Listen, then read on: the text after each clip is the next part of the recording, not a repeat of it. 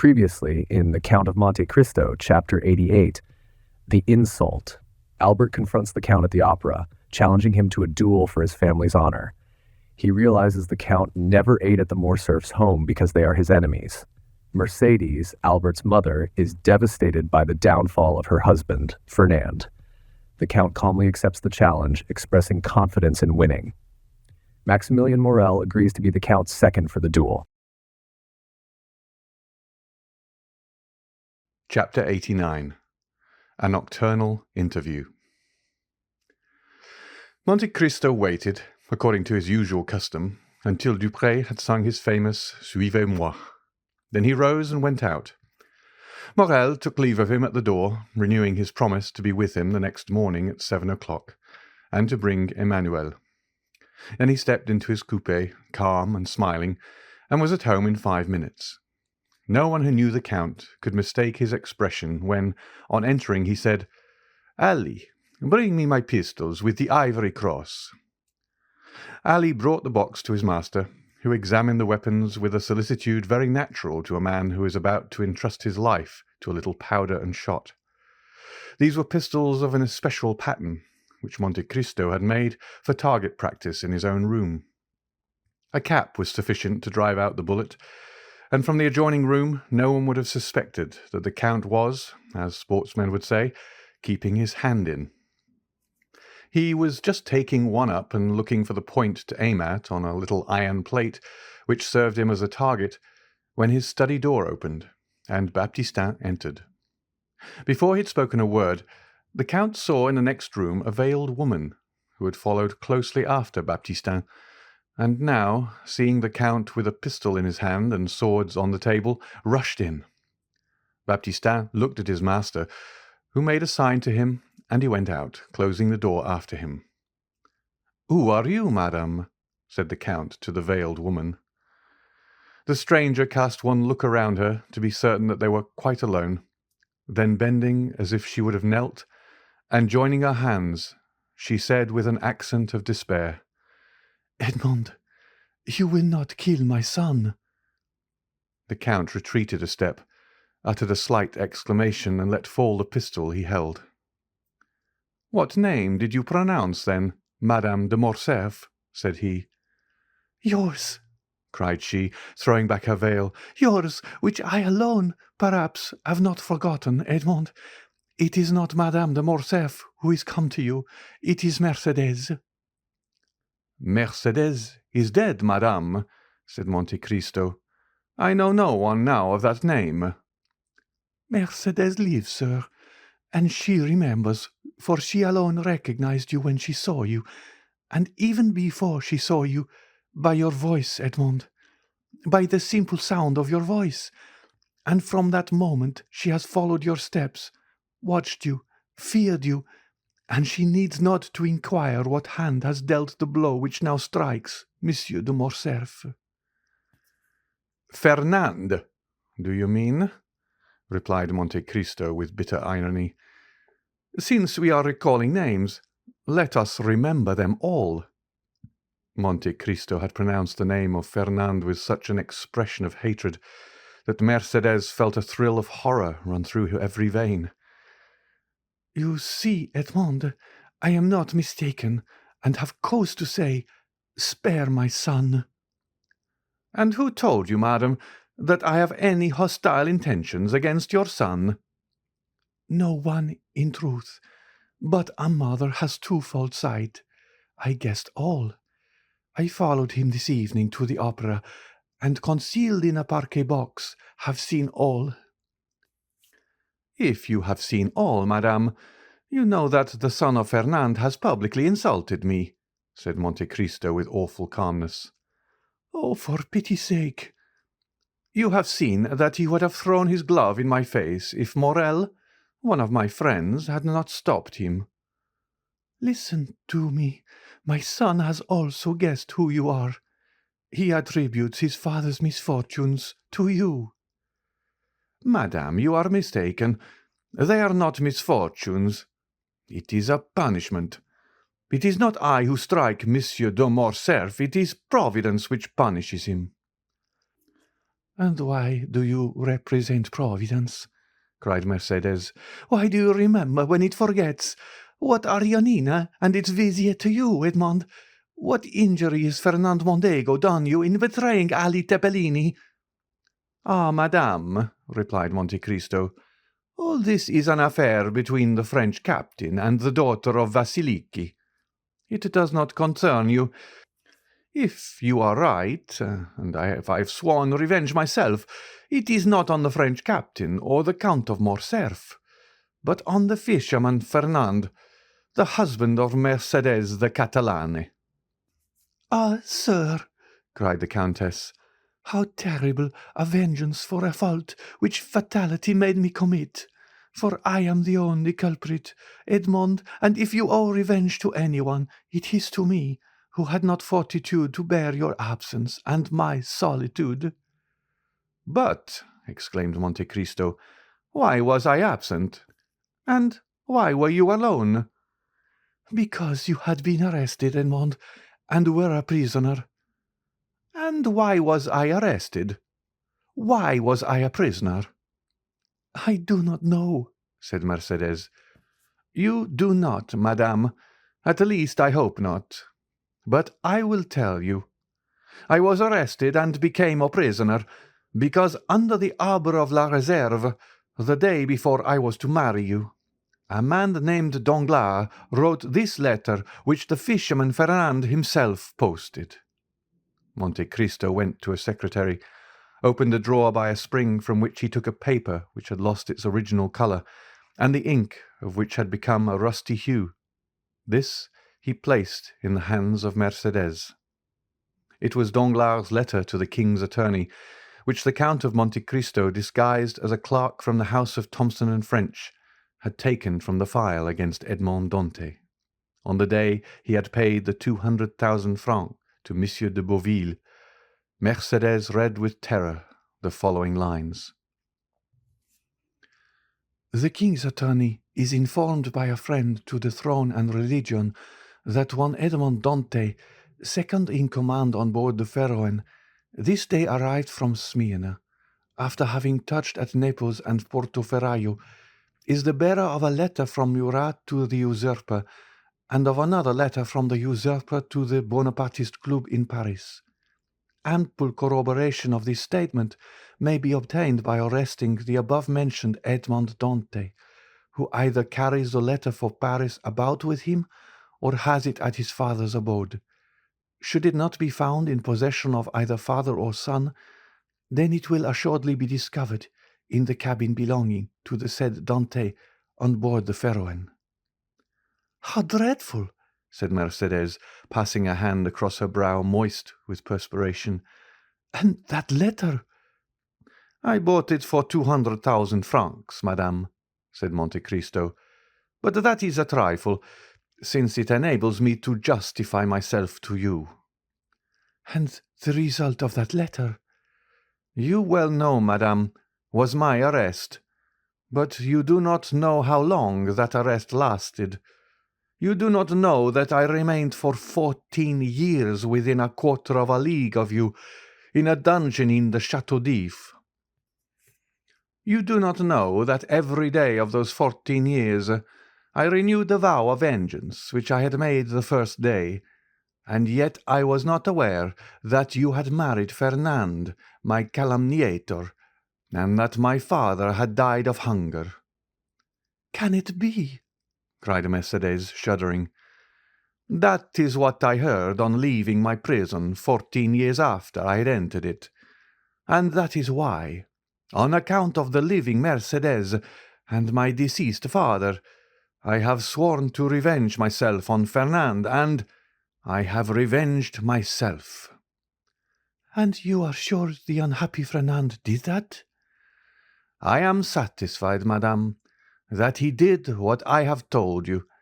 Besides, that is not much more odious than that a Frenchman by adoption should pass over to the English, that a Spaniard by birth should have fought against the Spaniards, that a stipendiary of Ali should have betrayed and murdered Ali. Compared with such things, what is the letter you have just read? a lover's deception, which the woman who has married that man ought certainly to forgive, but not so the lover who was to have married her. Well, the French did not avenge themselves on the traitor. The Spaniards did not shoot the traitor. Ali in his tomb left the traitor unpunished, but I, betrayed, sacrificed, buried, have risen from my tomb, by the grace of God, to punish that man. He sends me for that purpose, and here I am." The poor woman's head and arms fell. Her legs bent under her, and she fell on her knees. "Forgive, Edmond, forgive for my sake, who love you still." The dignity of the wife checked the fervour of the lover and the mother. Her forehead almost touched the carpet when the Count sprang forward and raised her. Then, seated on a chair, she looked at the manly countenance of Monte Cristo, on which grief and hatred still impressed a threatening expression. "Not crushed at a cursed race?" murmured he. "Abandon my purpose at the moment of its accomplishment? Impossible, madame, impossible." "Edmond," said the poor mother, who tried every means, "when I called you Edmond, why do you not call me Mercédès?" "Mercédès!" repeated Monte Cristo. "Mercédès! Well, yes, you are right. That name has still its charms, and this is the first time for a long period that I have pronounced it so distinctly. Oh, Mercédès! I have uttered your name with the sigh of melancholy, with the groan of sorrow, with the last effort of despair. I have uttered it when frozen with cold, crouched on the straw in my dungeon. I have uttered it consumed with heat, rolling on the stone floor of my prison. Mercédès, I must revenge myself, for I suffered 14 years. 14 years I wept, I cursed. Now I tell you, Mercédès, I must revenge myself." The Count, fearing to yield to the entreaties of her he had so ardently loved, called his sufferings to the assistance of his hatred.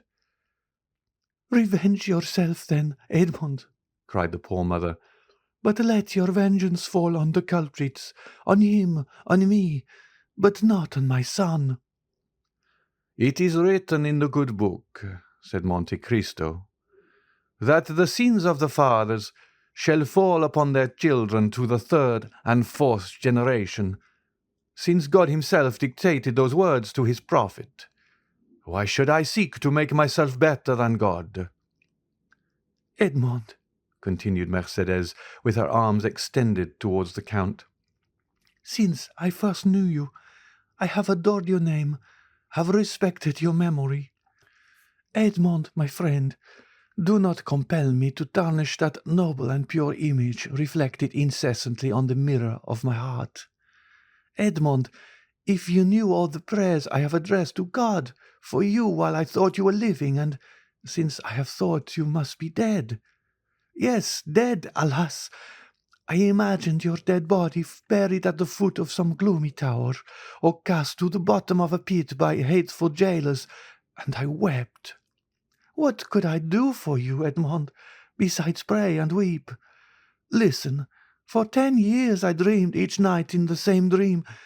I had been told that you had endeavoured to escape, that you had taken the place of another prisoner, that you had slipped into the winding sheet of a dead body, that you had been thrown alive from the top of the Chateau d'If, and that the cry you uttered as you dashed upon the rocks first revealed to your jailers that they were your murderers. Well, Edmond, I swear to you, by the head of that son for whom I entreat your pity, Edmond, for 10 years I saw every night every detail of that frightful tragedy, and for 10 years I heard every night the cry which awoke me shuddering and cold. And I too, Edmond, oh, believe me, guilty as I was, oh yes, I too have suffered much." "Have you known what it is to have your father starve to death in your absence?" cried Monte Cristo, thrusting his hands into his hair.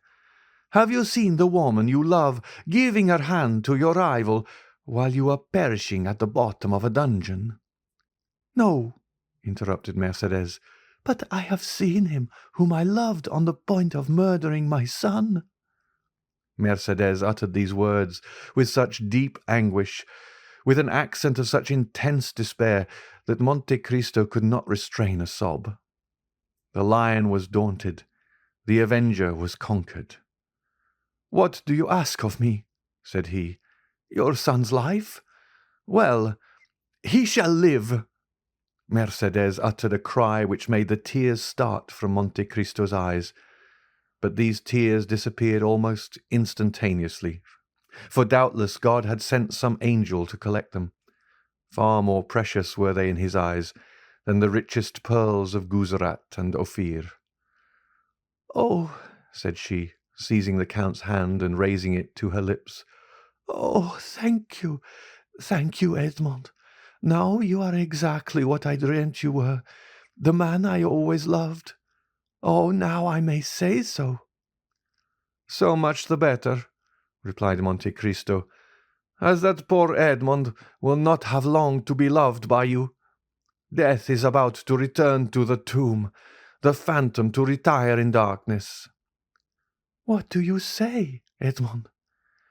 "I say, since you command me, Mercédès, I must die." "Die? And why so? Who talks of dying? Whence have you these ideas of death?" "You do not suppose that, publicly outraged, in the face of a whole theatre, in the presence of your friends and those of your son, challenged by a boy who will glory in my forgiveness as if it were a victory, you do not suppose that I can for one moment wish to live? What I most loved after you, Mercédès, was myself, my dignity, and that strength which rendered me superior to other men. That strength was my life. With one word, you have crushed it, and I die." "But the duel will not take place, Edmond, since you forgive." "It will take place," said Monte Cristo in a most solemn tone. "But instead of your son's blood to stain the ground, mine will flow." Mercédès shrieked and sprang towards Monte Cristo, but suddenly stopping. "Edmond," said she, "there is a God above. Since you live, and since I have seen you again, I trust to him from my heart. While waiting his assistance, I trust to your word. You have said that my son should live, have you not?" "Yes, madame, he shall live," said Monte Cristo, surprised that without much more emotion Mercédès had accepted the heroic sacrifice he made for her. Mercédès extended her hand to the Count. "Edmond," said she, and her eyes were wet with tears while looking at him to whom she spoke, "how noble it is of you! How great the action you have just performed! How sublime to have taken pity on a poor woman who appealed to you with every chance against her! Alas, I am grown old with grief more than with years, and cannot now remind my Edmond by a smile or by a look of that Mercédès whom he once spent so many hours in contemplating. Ah, believe me, Edmond, as I told you, I too have suffered much. I repeat, it is melancholy to pass one's life without having one joy to recall, without preserving a single hope. But that proves that all is not yet over. No, it is not finished. I feel it by what remains in my heart. Oh, I repeat it, Edmond. What you have just done is beautiful. It is grand. It is sublime." "Do you say so now, Mercédès? Then what would you say if you knew the extent of the sacrifice I make to you?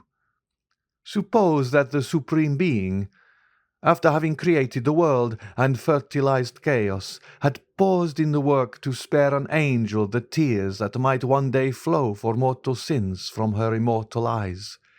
Suppose that when everything was in readiness, and the moment had come for God to look upon his work and see that it was good, Suppose he had snuffed out the sun and tossed the world back into eternal night. Then, even then, Mercedes, you could not imagine what I lose in sacrificing my life at this moment."